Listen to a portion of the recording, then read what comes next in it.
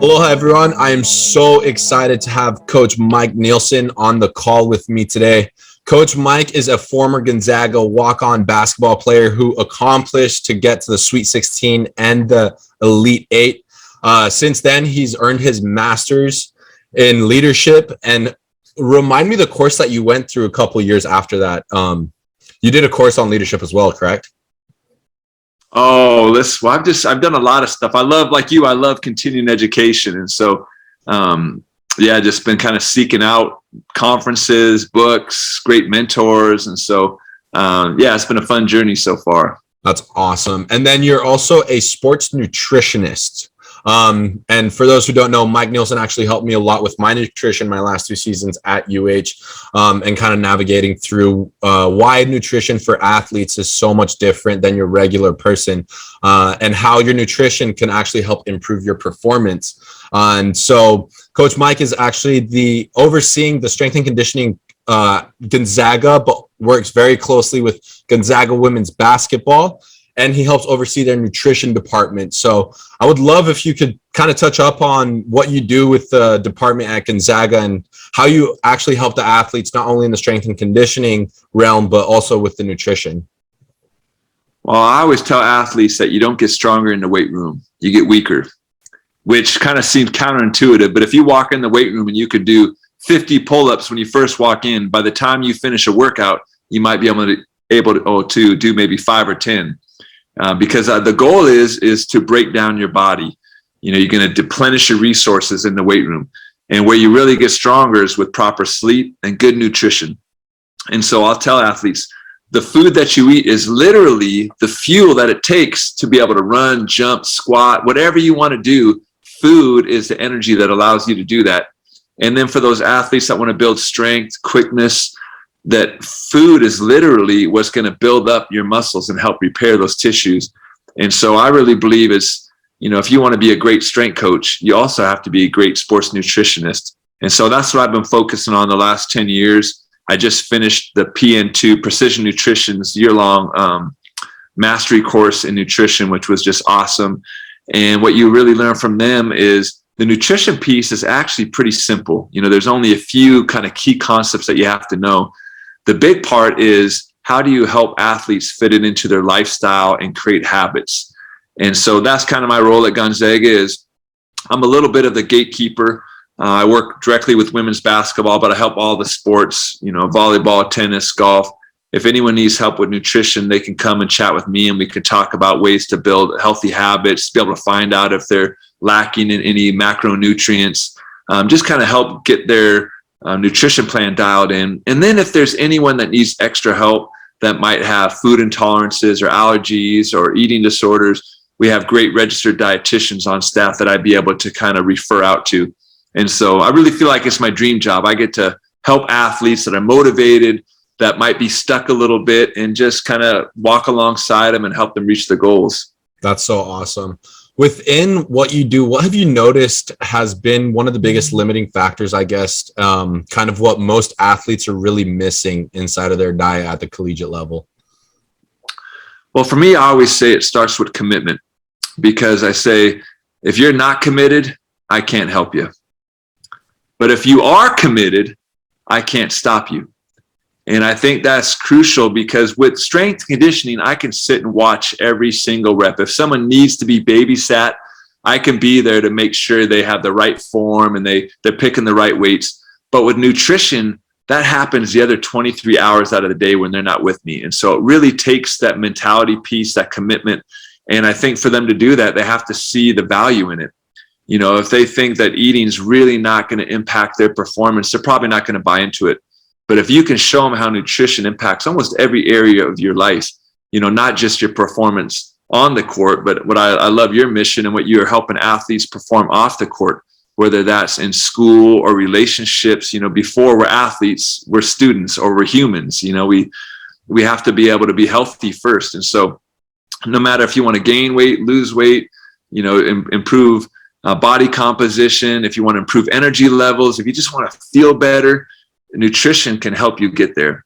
And so I think really showing the athlete how it applies to them and how nutrition could really enhance their life, I think that's key. And then from there, what it usually comes down to is just making stuff convenient for athletes. If they're committed, they see the value, then it's a matter of looking at their class schedule, at least at the college level, looking at their class schedule and says, well, you have class at these times, and you have individual work, and you have weight training, you have team practice, and you have group classes, and you have all these things. And if you don't plan it out, you're going to be caught hungry without any options for food. And so I think that's the biggest thing that we could do is just prepare. If you fail to prepare, you're preparing to fail.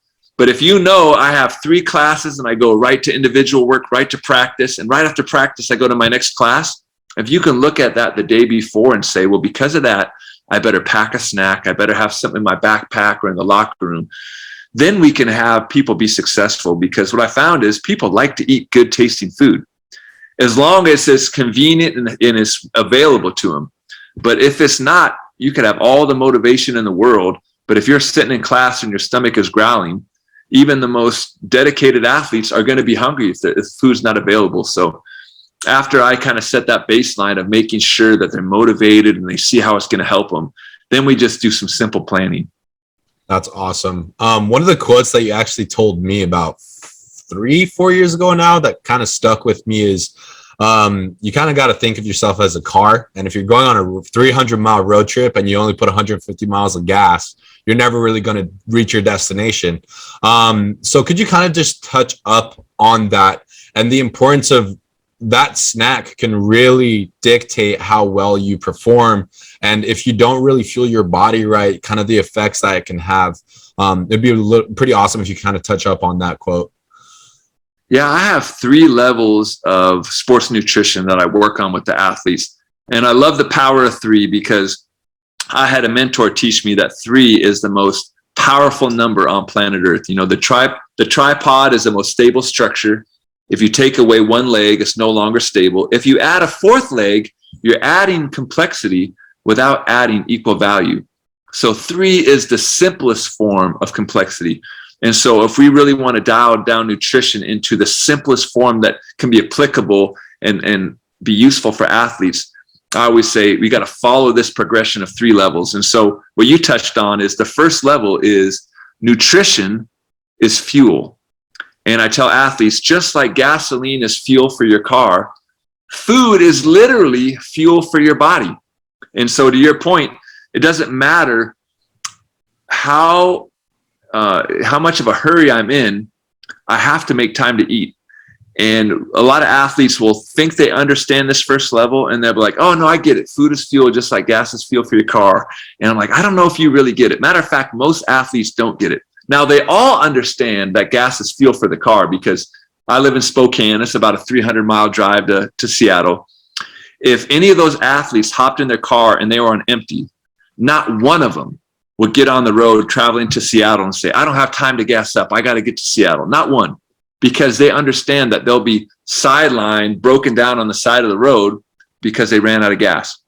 But I can't tell you how many times athletes will say, Mike, I didn't have time to eat. And I'm like, oh, so you don't get level 1.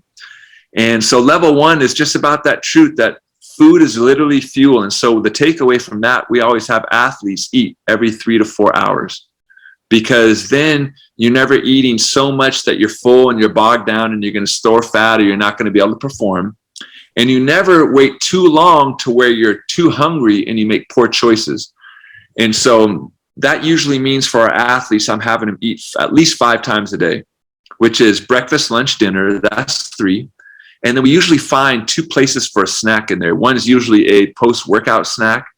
And then one's usually a snack after dinner because, when you're dealing with college athletes, they're going to be studying until 9, 10, 11 o'clock at night. And if you have dinner at 6 or 7, well, by 10 o'clock, you need to eat again. That's really, going to fuel you for tomorrow's, morning workout. And so that's what I usually teach athletes about level 1 is I look down and say, okay, are you eating breakfast? You are? Okay, what time? Or where does that fit in? Where's your first snack? Where's your lunch? Where's your next snack? Where's your dinner? And for those people that want to gain weight or that have fast metabolisms, they might have to have another snack. So they might be eating 6 times a day. And I think that rings true to people. I think when they look and say, okay, that makes sense that food is fuel. And then so what? Now I understand it. If all you do is understand it, it's not helping you. You actually have to apply it. And I think that's where if they can really look at their schedule and find breakfast, lunch, dinner, and then find a spot for 2 snacks, then all of a sudden they pass level 1 of nutrition. That's awesome. Can you touch up on a little bit of level 2 and 3? Yeah. So level 1, I always say that's the foundation of all nutrition. So if you're not eating breakfast, there's no need for you to hear about level 2 or level 3 because you know what to do right now. Mm-hmm. You know, if you're only eating 3 times a day, don't go to 6. If you're eating 3 times a day, then add a snack and go to 4. And if you're eating 4, well, then go to 5. And so until you're eating 5 times a day, you have to stay at level 1. But once you do that, then you've earned the right to get to level 2, which is food is fire. And this is one of the most helpful analogies that anyone's ever taught me. And it was from Craig Hunt. He's a registered dietitian here in Spokane. And he says, you want to build a plate or build a meal just like you build a fire. You need multiple energy sources. And so the first thing you'd want to do if you're building a fire is you need quick burning fuel. Because if you've ever tried to just light a log, it just doesn't work. And so you need pieces of paper, things that are going to light up really quick. And he said, that's exactly what carbohydrates do for you. And we all know what carbohydrates are, you know, bread, pasta, rice. Those things give you quick bursts of energy. And that's not good or bad. It's just a tool. So if you're looking for long-lasting energy and all you have is an apple, well, then you're going to fail. But if you need a quick burst of energy, then the apple is a great pick. And so after you have your quick burning fuel, then the second thing you're going to need when building a fire is you need kindling or sticks. And if you could picture kind of creating that teepee-like structure around the fire, well, that's exactly what protein does for us. Protein creates every structure in the human body. So not just every muscle, tendon, bone, but every inch of skin, fingernail, hair is made from the protein that we eat. And protein is a medium energy source.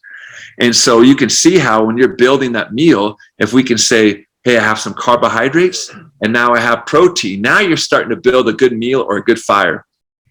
But the one thing that you really need and that's really misunderstood in the world of nutrition is fat. And fat is that big log on the fire that doesn't light up quick, but lasts all day. And I always tell athletes, you know, fat, if you have a handful of cashews or almonds, peanut butter, some kind of fat, and you have a handful of carbohydrates like raisins, and you have the same amount of food, the handful of almonds is going to give you twice the amount of energy with the same amount of food. And so when you understand that, if we can now, if you're having breakfast, that's level 1. Then if you want to be a level 2 nutrition person, then we're going to say with that breakfast, do I have a carbohydrate source? And that's usually the easy source. People, you know, can find carbohydrates pretty readily. But to find a healthy fat source and a protein source, all of a sudden takes you up to that next level. And so once again, that's super helpful to know, but even more helpful to do something about it. And what we normally do is we teach the athletes hand sizes. And we break carbohydrates down to 2 different carbohydrates. We use dense carbohydrates, and those are things like rice, pasta, potatoes. And then we do other carbohydrates are in the form of fruits and vegetables. And so we teach our athletes, if you're going to build a meal like you're building a fire, the first thing you'd want to do is you'd want to make a fist. And so I have all the athletes make a fist and look at it. And what's really cool is we had a guy on the team a couple years ago named Shimit Karnowski, and he was 7 feet tall, 300 plus pounds. And his fist is a lot bigger than mine. So one of his portions of food is going to be fit for him. It's going to be rationed for him. And so we have all the athletes form a fist and stick it on their palm like they're sticking it on a plate. And we say, that's 1 serving of fruits and vegetables. So you can imagine the size of a fist, that would be 1 serving of salad, or that would be 1 serving of peas and carrots. Doesn't matter what it is. And then I always have people make a cup like you're trying to pour water or some kind of liquid in your hand and say, that's 1 serving of dense carbohydrates. And so how much mashed potatoes or how much rice should I have for 1 serving? Well, whatever could fit in your cupped hand, that would be 1 serving. Now you have your carbohydrates, your quick energy, all squared away. Then I have people open up their fingers and their thumb and just look at their palm. And I look at the thickness of it and the area of their palm without their thumb or their fingers and say, that's 1 serving of protein. So for me, I have a bigger hand. That might be a chicken breast and a half, maybe. If you're a smaller person, it might be 3/4 of a chicken breast. But now all of a sudden I have my little fist of side salad. I have my cup of rice, and I have a palm of protein. That could be chicken. And then the last thing I have athletes do is show me your thumb. And I tell them that's 1 serving of fat. So that's how much dressing would be on your salad. That would be a ranch dressing. Or that's how much butter or sour cream should be on your baked potato. And what's cool about that now is if they're really hungry, well, you can go 2 fists worth of salad and 2 cupped hands worth of rice and 2 palms of chicken and 2 thumbs of sour cream or whatever that is. And if you're looking for a snack, you could cut those portion sizes in half. And so level 1 nutrition is just about eating. Doesn't matter what you eat. If you have a Pop-Tart for breakfast, you're better than the person that's not eating at all, because at least it's giving you fuel. And level 2 is all about getting a nice ratio of protein, carbs, and fats through the hand sizes. Kind of makes sense? Yeah, makes a lot of sense. And I think I love the hand example. I think it makes it so simple for people to really understand. And we've kind of noticed that we live in a kind of fitness culture where everything's so measured to the T. I think that being able to kind of like measure off your hand allows to have a little bit of peace of mind and clears a lot of it. So what's the next step after you reach level 2, I guess? Well, yeah, and to your point too, what's amazing is they've done the research on it. Precision Nutrition is the one that taught me these hand portion sizes. And they go back and they look, and the people that are weighing and measuring their food are not getting any better results than the people that are using the hand portion size, which is pretty cool to think about. That you don't have to get over crazy and nitpicky about food, because the truth is food should enhance your life and not consume your life. If you're thinking about food too often, you're probably doing something wrong. It means that you're not spending time to be able to study if you're a student athlete, or you're not enjoying time with your friends, or just clearing your mind and meditating. And so I love the simplicity of it. And then the cool thing is it's just as beneficial or just as accurate as doing the weighing and measuring. And so if you pass level 1 and you know that nutrition is fuel, and you're eating every 5 meals a day, every 3 to 4 hours, and you're doing level 2, which is food is fire, you have a nice ratio of protein, carbs, fats. Then level 3 is nutrition is food. And so we got fuel, fire, food. And the third one is kind of funny because most people think they eat food. And I would argue that most people eat food-like substances. You know, if you look at the food they're eating, especially when it comes out of those packages, you look at the ingredient list, it's really not food. It's stuff that you can't pronounce, that has a lot of syllables, that is made in the lab. And I always tell people that real food or whole food is anything where the name of the food is the ingredient of the food. And so we know that apples are a whole food because the ingredient of an apple is an apple. We know that chicken is good for you because the ingredient of chicken is chicken. And so level 3 is all about having the right amount of food and having the right amount of protein, carbs, and fats, and then making those protein, carbs, and fats come from single ingredient foods. And so we know all fruits and vegetables are going to be great.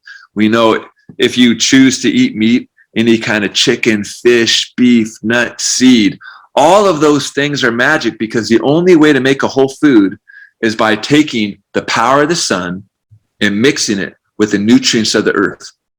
And so what's amazing to think is that the smartest scientists in the world can tell you how many grams of carbohydrate are in an apple. They can tell you how much fiber and sugar and vitamins and minerals are in an apple. But the smartest scientists in the world cannot make an apple. Only the power of the sun mixed with the nutrients of the earth.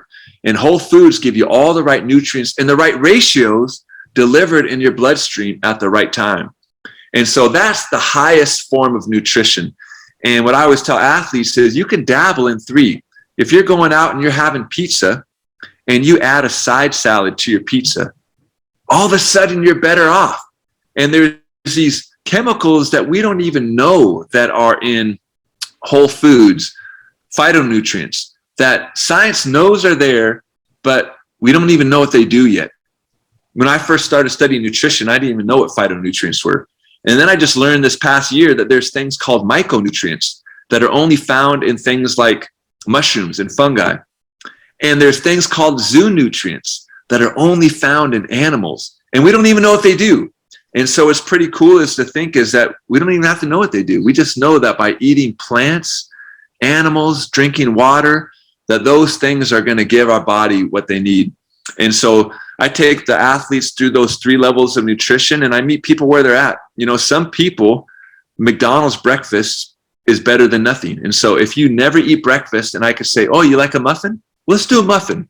And then they get in the habit, and they're at level 1 now, which is so awesome. And once they master level 1, I would say, hey, what if you added like an apple? Or what if you added like some yogurt? Or what if you added a little peanut butter on your toast, and we start getting different energy sources in there? And we just slowly move them along those 3 levels of nutrition. That's so awesome. One thing that you did mention that I don't know if you could touch up on it a little bit more, just because I definitely related to it a lot. And I don't know if you see it a lot with your athletes is when you overthink food, you're definitely doing something wrong. And it really does take away from a lot of your social life, your education, everything. Like I would argue my last 2 seasons, I'd maybe be thinking about food 98% of the time. I would literally be at practice, and instead of focusing on practice, I'm like, oh, what am I going to eat after this? Maybe how am I going to fit it in? I know I have to get these certain things in. What do you think is a good way for athletes to kind of slowly start to take a step away from kind of that thought process and mentality, I guess? I think there's a lot of comfort in having a plan. Because if you are uncertain is when your mind will keep on racing. And I'm just like everyone else. It's funny because I remember when I was a student athlete, I would look at our trainers and our strength coaches and sport coaches, and I would think they had it all together. You know, they're these mature adults and their parents, and they have a house and a mortgage. And I'm like, boy, they have life figured out. And now that I'm in their shoes, or, you know, now that I'm an adult with a house and a mortgage and kids, and all my friends are adults, and I realized that we're all the same way. We all get anxious at times. We're all insecure at times. We're all trying to figure stuff out. And what I found is, you know, for me, if I don't have a plan and there's uncertainty, my mind will keep on racing to kind of solve it. And so with the nutrition piece, if I'm not sure if I should be eating this or should not, or, oh man, you know, like, oh, I really want pizza, but that's bad, isn't it? If you don't have a plan, then every time you have a treat, you think you're cheating. But if you have a nutrition plan that involves having a burger with your friends, and it involves having pizza after the game, and it involves having a treat every once in a while, then it's not a cheat. It's just part of your nutrition plan. And when you look at, if you're eating, you know, for me, I eat 5 to 6 times a day, 7 days a week. I'm eating 40 plus meals in a week. If one of those is a burger with my friends and some fries, that's 1 out of 40. That's 3% of my nutrition plan is a treat. You're winning. And so I think that's a good way to do it, is to be able to set really good expectations and to be able to say, here are 2 or 3 really good breakfast options that fit in line with your goals, because your goals might be different than mine. If you want to be able to just improve energy and I'm looking to gain 10 pounds and someone else needs to lose a % of body fat for whatever reason, we might have different breakfast options. But if you know, hey, what really works well for me is a smoothie and avocado toast. It's quick and it's easy. Or what really works for me is oatmeal and some Greek yogurt. If you have 3 options that you don't have to think about, you could just wake up and then you know they're in their fridge. You don't have to waste time thinking about breakfast. And if you have healthy snacks that are in your backpack or your locker and your desk at work, whatever that is, and you don't have to think about it. I just know I have my can of cashews and I have some dried fruit, or I just know I have some trail mix, or I just know I have an RX bar. You don't have to think about it. When you're hungry, you eat. And for me, the athletes tease me, but I had Chipotle for lunch today, and yesterday I had Chipotle, and the day before I had Chipotle. Tomorrow I'm gonna have Chipotle. You can't go wrong with Chipotle. I love Chipotle. You can't go wrong. I like it. It fits in line with my goals. It's all 3 levels of nutrition. I have, first off, I'm eating lunch, so I'm past level 1. Level 2 is it has protein, carbs, and fats. You know, I have a salad with brown rice. And then level 3 is full of whole foods. I mean, everything in there is a whole food. And so I don't have to think about lunch. I don't have to worry about cheating or not. I just have Chipotle. It's great. And then if my friends are all going to Red Robin for lunch, let I have a burger, and I don't stress about it because it's part of my plan. And so I think that would be the big thing, is have a plan that includes foods that are realistic. Like if you like having a glass of wine with dinner, maybe you don't want to have a glass of wine with every meal, but think about the big picture plan that includes things that aren't totally health foods. And I think if you can do that, then I think you can set that aside and you can spend more time thinking about stuff that's more important. Whatever, like for you, it would be, don't waste time thinking about your lunch or your dinner. Have that planned out. Save that creative space for thinking about how you can get this podcast rolling with ESPN, Honolulu, Hawaii, whatever you're doing. I think that's where you want to spend your mental energy, figuring out how you can serve other people. That's so awesome. One thing that I think is a huge factor of nutrition that we haven't really talked about, and obviously I live in a very hot, humid climate. It's 88 degrees today. Hydration. Yeah. You touch up on the importance of hydration and like what hydration really does for an athlete, when they should be hydrating. Because I already know the answer to this one, but hydration is definitely not, oh yeah, I'm drinking water at practice. So yeah, if you could touch on the importance of really drinking water throughout the day, that'd be super awesome. Yeah, I think just like food, if someone needs 3,000 calories a day, the best way to do that is to not just eat one meal of 3,000 calories. It's just, your body can only process so much food at one time. And so I think water is another thing that's best to be distributed throughout the day. And everyone's water needs will be different. I have a condition called hyperhidrosis. And so my hands are always sweaty. My feet are sweaty. I lose a lot of water. You mentioned being in climates where you're sweating a lot. You're going to need more water. Athletes are going to have different requirements than non-athletes because, there's research that shows if you're dehydrated, it creates a lack of reaction time. And so not a huge deal that, for a 45-year-old dad, if my reaction time isn't as quick as it should be. But when you're talking about being a high-level volleyball player where reaction is one of the most important skills in the game, then we're thinking about how do I stay hydrated? One of the best ways to stay hydrated is to eat foods that contain a lot of natural water, things like fruits and vegetables. And so once again, level 3 takes care of a lot of that. And back in the day, they used to say, hey, 8 glasses of water is what people should be doing. And I actually taught a nutrition class here at Gonzaga. And I tried to do the research and find out how much water people actually need. And I couldn't find the origins. People kind of say that's kind of like an old fable, and they don't really know where it came from. But I think a good rule of thumb is to be able to drink water with breakfast, lunch, dinner, snacks. So now you're having water 3 times a day. And then, of course, you're doing your however many ounces every 15 to 20 minutes when you're competing as you go through.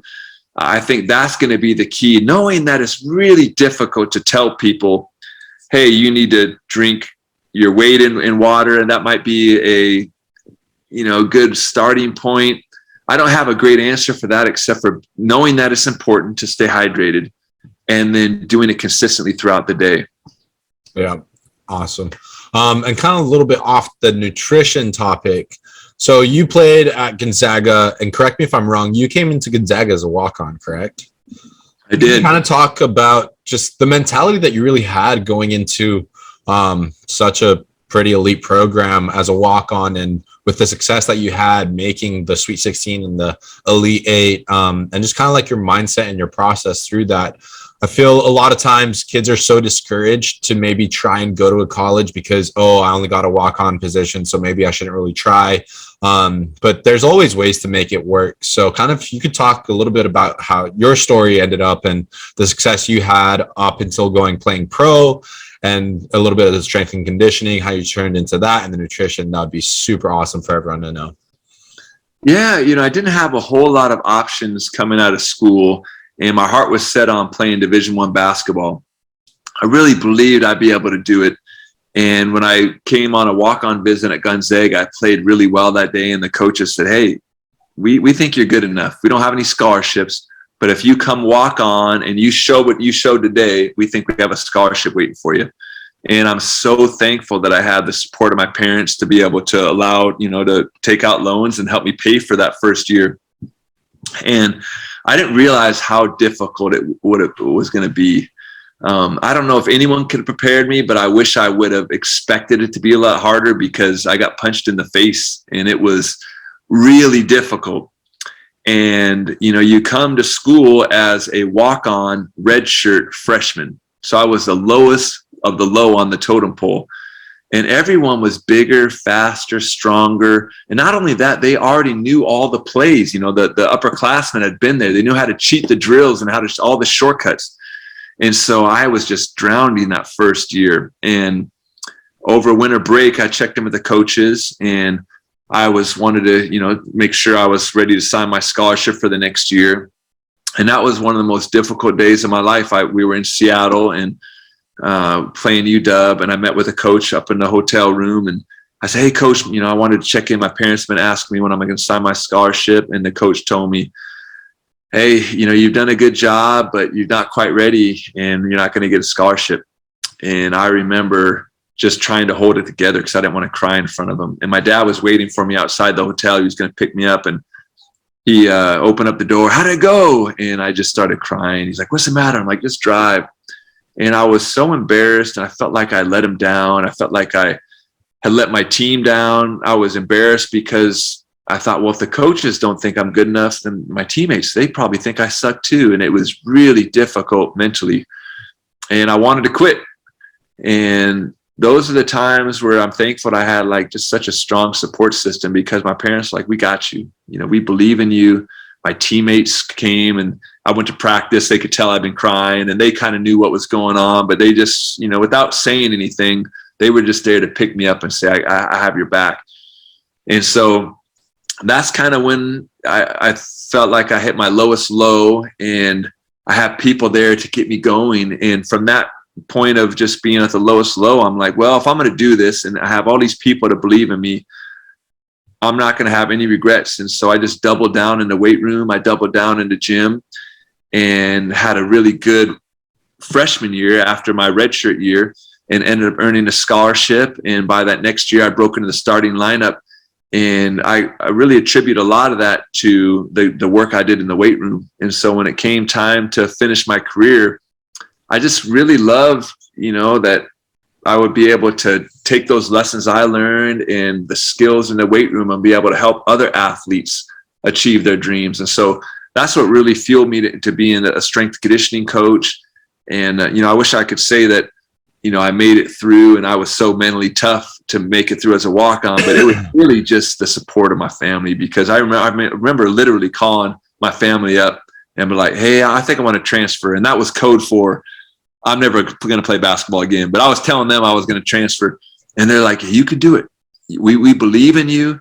If it's not about the scholarship, it's never been about the scholarship. It's about you being in a place where you can put the work in and you feel like you can get better. And Gonzaga was the right place for me. So yeah, there was some touch and go moments, but looking back, it was the greatest thing I've done in my life. Just to be able to be part of those Elite Eight, Sweet 16 runs. I've been at Gonzaga for 25 years. I met my wife here. It's just a special place. So definitely thankful I stuck through it. That's so awesome. And I think so many kids can kind of relate to that story, because athletics it really is not easy. A lot of times we don't really, like you said, we don't know what we're really signing up for. We kind of go into it so blindsided, and the level between high school to college is pretty big. And that difference of you go from playing against kind of like high school boys to now you're legit playing against men, Back in the day, a lot of these guys they even skipped the college. They went straight into the NBA. So it is a pretty significant level difference. So knowing how to go into it can definitely help a lot of high school athletes, just kind of knowing what to expect and whatnot. So for anyone that might be in a little bit of a slump, what would be kind of a piece of advice for them? There's so many kids that unfortunately they do fall into maybe a month or 2 month long slump where they're just like, I don't know if I want to continue athletics anymore. I'm not too sure. But they can often miss out on such crazy opportunities where you're almost at the end of the tunnel, but you can't really see the light. Do you have a piece of advice for maybe one of those athletes that might be going through kind of one of those experiences?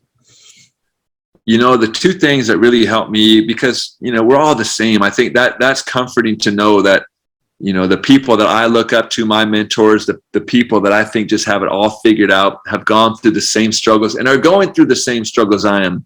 That was one of the things that was really helpful. Was I had a mentor, his name is Shan Furch, and he was a phenomenal basketball player, played professional basketball, and he's a professor here at Gonzaga now.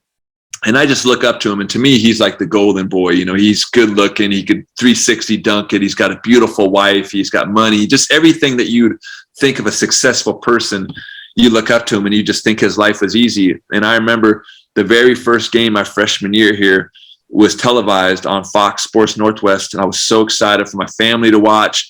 And all my friends were like, "Hey, we're going to watch you on TV tonight." And we played the University of Montana, and I was roommates with the starting point guard. And we shared a 1-bedroom apartment. So there's nowhere to hide in the apartment. We were like hanging out together. And so we go to the game that night and we lose by 20, and I don't play one single second. I mean, with 30 seconds left, we're down by 20. The coach still doesn't put me in. And I was so embarrassed, and I didn't want to go back to my apartment because the starting point guard who plays the whole game is there. And I just was feeling alone. And so I had my hood on, and I was walking the campus, walking the streets of Spokane. I just figured, well, I'll just walk until he gets ready for bed, and then I'll just come home and I'll feel better tomorrow. And I'm walking the streets, and it's dark out, and this car pulls up alongside me, and it's Shan Furch. He rolls down his window. He's like, "What's up, man?" He's like, "Come on in." So I come in the car, and he asked me how it's going. I'm a crier, so I start crying. And then he shares stories about when he was in college. He played basketball at Pepperdine, and the struggles that he had. And as I'm like, "You had struggles, and you went into your coach's office and you cried in front of your coach." And it was just so comforting to know that there wasn't something wrong with me. I was always so embarrassed that I was nervous before games because I thought that meant that I was a wimp or I was scared. And it was so helpful when I got to talk to another one of my mentors, John Stockton. And I asked him, I said, "Okay, this is kind of embarrassing to ask. I'm going to go play over in Europe. And how do you not be afraid, before games? How do you not be nervous and scared?" And he's like, "I don't know." He's like, "I get nervous before every game. I walk in the gym and I see guards that are 6'7" that can jump out of the gym. And I feel like, okay, I'm not that. And so I don't know. I just know how to be my best. And I just know how to turn that fear or that anxiety and use it as energy to be able to put on the court." And so the reason I mention that is the things that help me. It's not just other kids that might be struggling with feeling stuck. The things that I go back to is, what's my purpose? What's my big goal? And so when I was a basketball player, it might be when I was stuck in high school, it's like, I know this is hard right now, but I have this dream of playing college basketball. Or in college, it was, I want to be a pro. And right now I have my own business goals. I have something, and I always think about it like MapQuest, because if I know where I want to go and I know where I am, it's never a straight line on MapQuest, Google Maps.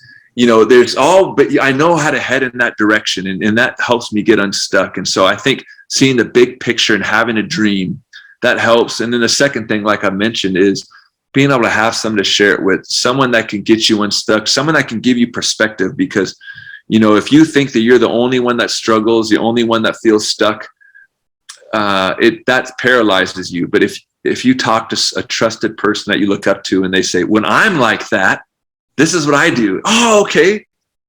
This is normal. It's okay to not be okay, and to formulate a plan. And so those are the two things that I think have been really helpful for me. That's so awesome. I mean, I could totally relate on that subject. I've definitely gone into our assistant coach's, Josh Walker's office, cried to him about, I just don't know anymore. Like, God, I've been in this rut, and and he's like, "Yeah, no, I've been there too, So definitely when you find that mentor that you can kind of talk to and look up to, and when they ease that, oh, wow, a lot of people go through it. So I think that's super great advice.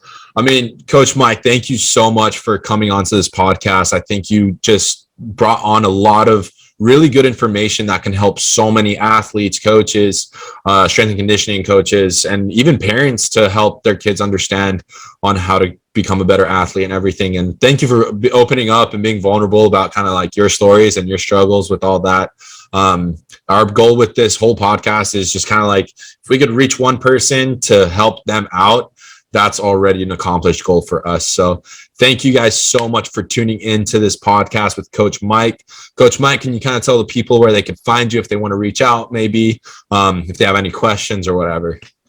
Well, yeah, and I would echo that. Just, I'm so thankful to be your friend and proud to be your friend. And I think the work that you're doing is so necessary and needed. And so when you asked me to be on the podcast, it was a no-brainer because I believe in you and I've seen it firsthand, your ability to impact people and put in work. So it's an honor to be on the show. And if people are interested in learning more about nutrition or training or leadership for the game of basketball, you can go and find me on Apple or iTunes, whatever the podcast platforms that you listen to. It's just Hoop Commitment, or you can go to hoopcommitment.com, and I got a ton of free resources. And like you, I just want to be able to help. So it's an honor to be on your show.